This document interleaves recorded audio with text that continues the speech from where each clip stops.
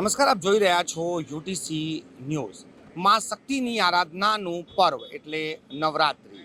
વડોદરામાં અને ગુજરાતમાં આ નવરાત્રિના પર્વમાં ગરબા રમવામાં આવે છે, ગરબા ગાવામાં આવે છે અને તેના માટે હવે ગરબા મેદાનોને તૈયાર કરવા માટે તડામાર તૈયારીઓ શરૂ થઈ ગઈ છે. વડોદરા શહેરમાં ઘણી જગ્યાઓ પર આ પ્રકારે મોટા ગરબાઓના આયોજન થાય છે અને ઘણી જગ્યાઓ પર શેરી ગરબાઓના આયોજન થતા હોય છે.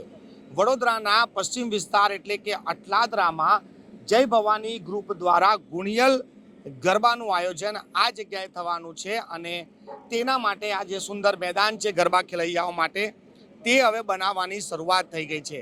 આ જે ગરબા ગ્રાઉન્ડ છે અને આ જે ગરબાના જે આયોજક છે જય ભવાની ગ્રુપના જે પ્રમુખ છે રાજુભાઈ આપણી સાથે છે અને રાજુભાઈ સાથે ચર્ચા કરીશું.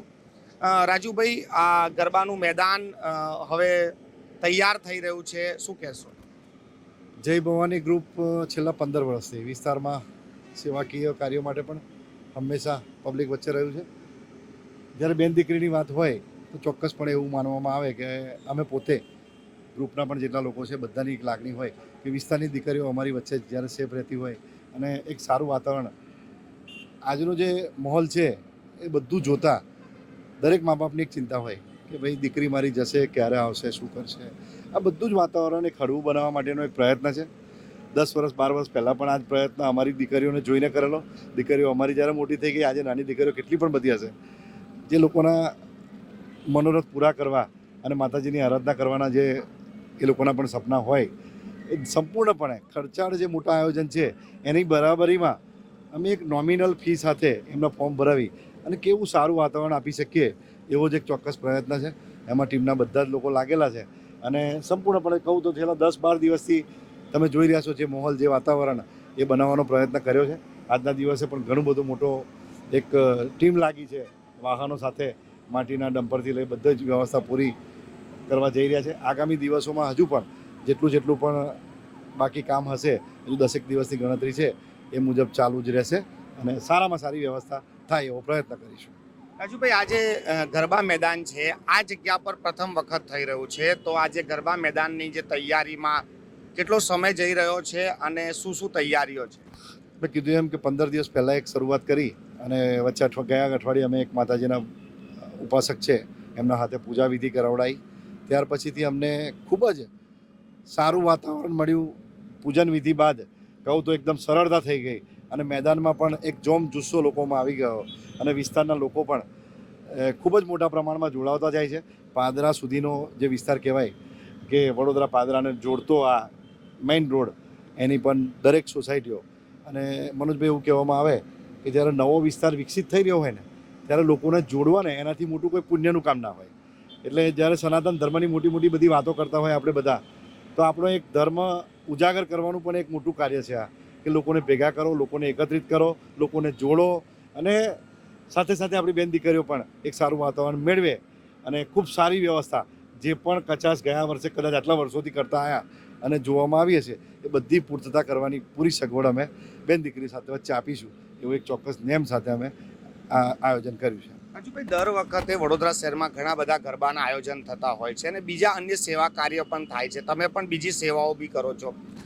આ બધી સેવા અને એમાં પાછું આ ગરબા, આ કંઈ અલગ જુઓ છો કે નવરાત્રિની અલગ દેખાય તમને?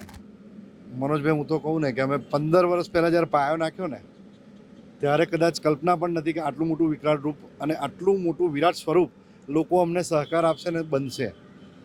માતાજીની આરાધના કહો, જે કંઈ ઉપાસનાનો દિવસો કહો, અમે પહેલાં નોરતે માતાજીની સ્થાપના કરવા માટે રણું જે મોટામાં મોટું ધામ છે, 300 વર્ષ જૂની ત્યાં જ્યોત છે.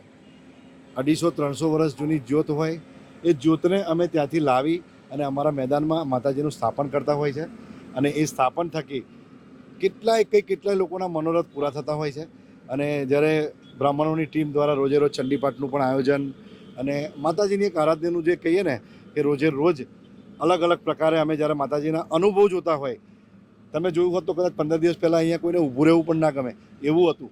જ્યારે આજે 15 દિવસમાં માતાજી એવી કૃપા કરી કે કદાચ અમે પણ આજે એટલા ખુશ છે કે ખૂબ જ સુંદર વાતાવરણ આ જગ્યા પર બન્યું છે અને પોઝિટિવ ઉર્જા લોકો જે જોડાતા જાય છે એ લોકો નવા લોકોને પણ લેતા આવે છે અને જોડતા જાય છે.